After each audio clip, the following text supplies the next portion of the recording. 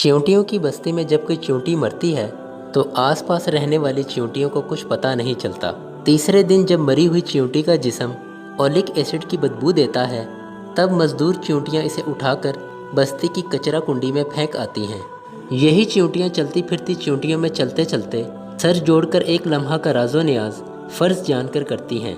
एक आम चींटी की उम्र 3 माह से 6 माह होती है। खुराक ये सालों की जमा करती हैं, लेकिन चींटी कारखाना कुदरत का एक अहम किरदार है। ये इस सिस्टम की सफाई करती है, हज़ारों दूसरे कीड़े परिंदों की खुराक है। आज दुनिया से सारी चींटियां ख़त्म हो जाएं तो दुनिया का निज़ाम दरम बरम हो जाएगा। अशरफुल मखलूक़ात इंसान का इस दुनिया में ऐसा कोई किरदार नहीं। अगर आज दुनिया से सारे इंसान गायब हो जाएं तो दुनिया के निज़ाम पर कोई फ़र्क नहीं पड़ेगा। दुनिया की हर मखलूक इस दुनिया का हिस्सा है सिवाय इंसान के, इसलिए अपनी बका के अलावा इसका दुनिया के निज़ाम से कोई ताल्लुक़ नहीं, सिवाय इसके कि ये इस निज़ाम को ना बिगाड़े।